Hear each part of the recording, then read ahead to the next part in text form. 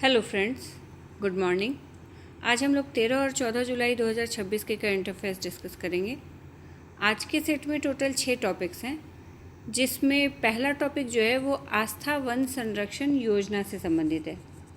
तो भारत की पारंपरिक पर्यावरणीय विरासत को संरक्षित करने की दिशा में केंद्र सरकार द्वारा इस योजना को मंजूरी दी गई है और इस योजना के तहत देश भर में स्थित लगभग 15,000 पवित्र उपवनों का संरक्षण और पुनर्स्थापन किया जाएगा। इस योजना के लिए 3,000 करोड़ रुपए का बजट निर्धारित किया गया है और इसका क्रियान्वयन कब से कब तक किया जाएगा तो 2026-27 से लेकर 2030-31 तक की 5 वर्षों की अवधि के लिए इसका क्रियान्वयन किया जाएगा। इस परियोजना के लिए वित्त कहाँ से प्रदान किया जाएगा, यानी कि फंड, तो वित्तीय सहायता राष्ट्रीय कैंपा फंड से प्रदान की जाएगी, जिससे पारंपरिक वन क्षेत्रों के संरक्षण के साथ साथ जैव विविधता को भी बढ़ावा मिलेगा। अब आस्था वन क्या होता है, तो ये ऐसे पवित्र वन होते हैं या वन क्षेत्र होते हैं जिन्हें स्थानीय समुदाय धार्मिक, आध्यात्मिक और सांस्कृतिक इन मान्यताओं के आधार पर सदियों से संरक्षित करते आया हो। तो ऐसे वनों को आस्था वन कहा जाता है और इसी के संरक्षण और पुनर्स्थापन के लिए केंद्र सरकार ने आस्था वन संरक्षण योजना को मंजूरी दे दी है।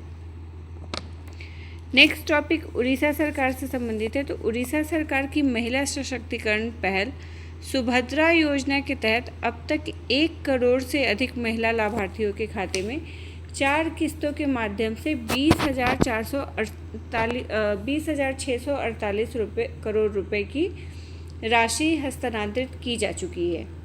तो सुभद्रा योजना किस राज्य से संबंधित है? उड़ीसा सरकार की ये योजना है और अब इस योजना की 5वीं किस्त, जिसमें प्रत्येक पात्र महिला को 5,000 रुपये दिए जाएंगे, रक्षाबंधन के अवसर पर जारी किए जाएंगे।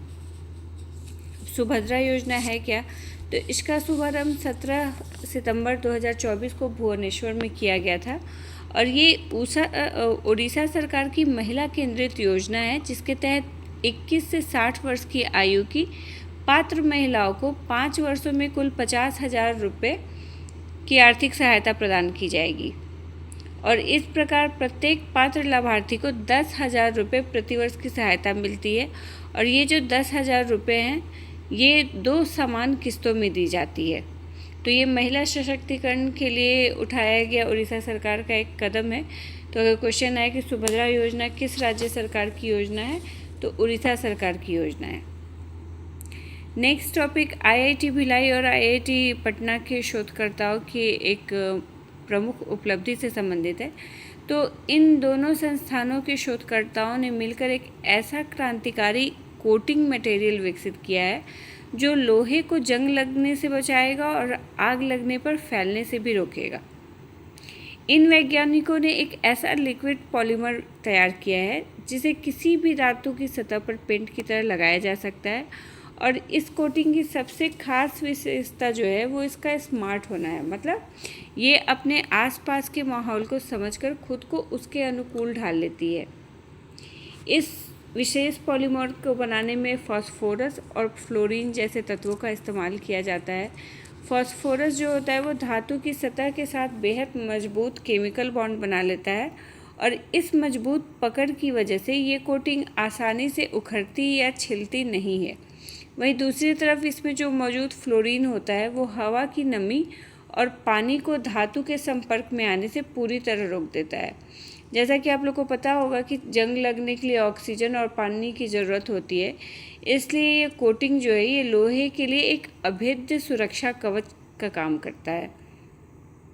इसी तरह ये स्मार्ट पॉलीमर का दूसरा जो पहलू है वो इसके आग से लड़ने की क्षमता है। जब भी इस कोटिंग वाली जगह पर आग लगती है या तापमान बहुत ज़्यादा अचानक से बढ़ जाता है तो ये पॉलीमर जलने के बजाय एक सुरक्षात्मक चार यानी कि कोयले की जैसी मोटी परत में बदल जाता है और अंदर गर्मी पहुँचने से, ऊष्मा पहुँचने से रोकता है, जिससे आग फैल नहीं पाती है। तो ये काफ़ी जैसा कि आप लोग देख रहे हैं आए दिन कहीं किसी संस्थान में आग लग जाने की, अभी दिल्ली में होटल में आग लग गया, फिर यूपी में वो कोचिंग संस्थान में कितने बच्चे जल के खैर गुजर गए। तो ऐसे में ये पॉलीमर जो है ये काफ़ी काम आ सकता है। ये संस्थान अगर चाहे तो इसको यूज कर सकते हैं अपनी दीवारों पे, जिससे आग लगने वाली जो घटनाएं हैं, आग फैलेगा नहीं। इस रिसर्च को किसने हेड किया है, किसने अगुवाई की है इस रिसर्च की? तो IIT भिलाई के डिपार्टमेंट ऑफ केमिस्ट्री के डॉक्टर संजीव बनर्जी और IIT पटना के डॉक्टर सुब्रत चट्टोपाध्याय, इन दोनों ने इस रिसर्च की अगुवाई की है। नेक्स्ट, हाल ही में डिपार्टमेंट ऑफ टेलीकम्युनिकेशन के समृद्ध ग्राम ने action line C6 enabling environment के तहत world summit on the information society prize 2026 जीता है। समृद्ध ग्राम क्या है? तो ये भारत नेट नेटवर्क पर बना डिपार्टमेंट ऑफ टेलीकम्युनिकेशन का एक flagship rural digital transformation initiative है और इसका उद्देश्य इसे पायनियरिंग फिजिटल यानी कि physical plus digital service model के तौर पर देखा गया है, जो गांव के लोगों को मजबूत बनाने के लिए ज़मीनी मौजूदगी को मजबूत डिजिटल इंफ्रास्ट्रक्चर के साथ जोड़ता है। तो इसलिए फिजिकल प्लस डिजिटल है ये। और समृद्ध केंद्र जो है ये कई तरह की सर्विसेज देते हैं, जैसे एजुकेशन और स्किलिंग के क्षेत्र में smart classroom, AVVR based learning और सरकारी स्कीम इनिशिएटिव के साथ डिजिटल स्किलिंग, खेती के क्षेत्र में IoT बेस्ड मिट्टी की टेस्टिंग, ड्रोन सपोर्ट और स्मार्ट सिंचाई सिस्टम। फिर हेल्थ केयर के क्षेत्र में टेली कंसल्टेशन, हेल्थ ATM और इमरजेंसी केयर।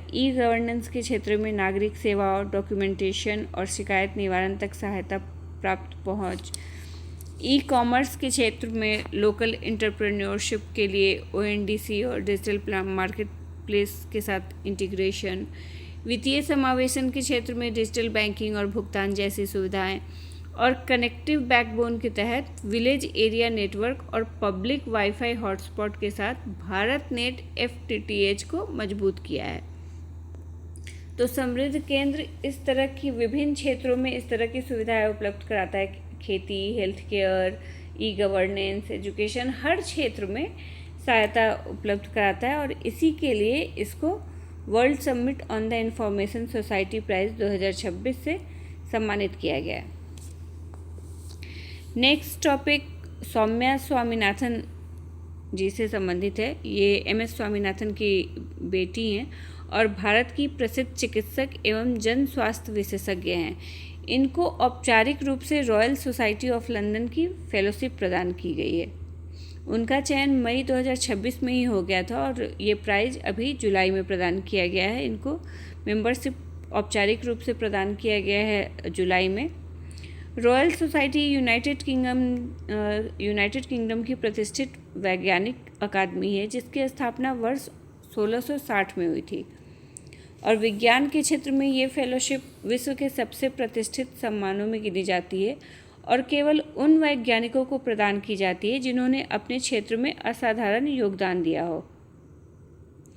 विज्ञान के रॉयल सोसाइटी की फेलोशिप प्राप्त करने वाले वैज्ञानिक अपने नाम के साथ fellow of the royal society का उपयोग कर सकते हैं और ये सम्मान प्राकृतिक विज्ञान, गणित, अभियांत्रिकी और अनुप्रयुक्त विज्ञान के क्षेत्रों में उत्कृष्ट शोध और ज्ञानवर्धक के लिए दिया जाता है।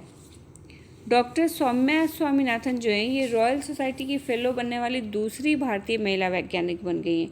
इनसे पहले कौन सी महिला इसकी मेंबर बनी थी? तो वर्ष 2019 में प्रोफेसर गगनदीप कांग ये सम्मान प्राप्त करने वाली पहली भारतीय महिला थी और अब दूसरी बन गई हैं डॉक्टर सौम्या स्वामीनाथन। डॉक्टर सौम्या स्वामीनाथन बाल्यावस्था के TB यानी कि ट्यूबरकुलोसिस या तपेदिक पर शोध, क्लिनिकल ट्रांसलेशन, मेडिसिन, टीका विकास और टीकाकरण नीति के क्षेत्र में अपने महत्वपूर्ण योगदान के लिए जानी जाती हैं और इसी योगदान के लिए इनको ये प्रतिष्ठित फेलोशिप मिला है।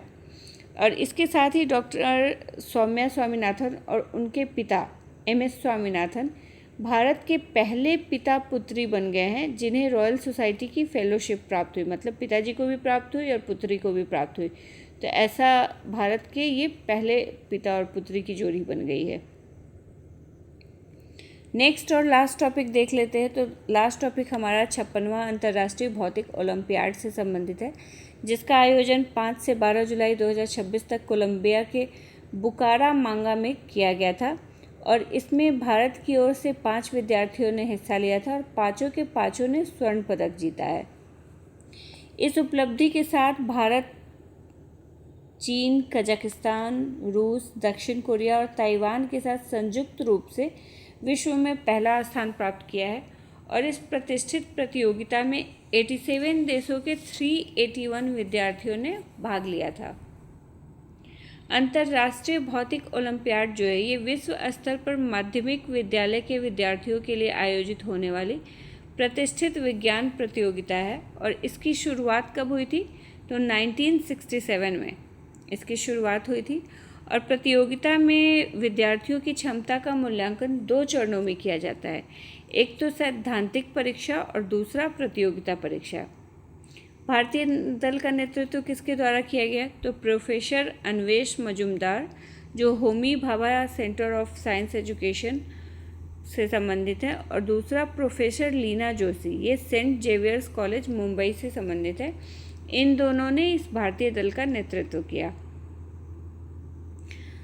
तो ये हमारे आज के टॉपिक्स थे। अगर इससे रिलेटेड आपको PDF डाउनलोड करना हो या पिछले 1 साल का PDF डाउनलोड करना हो करंट अफेयर्स का, तो आप ओनली BPSC की साइट या ओनली BPSC के ऐप के थ्रू डाउनलोड कर सकते हैं। Thank you.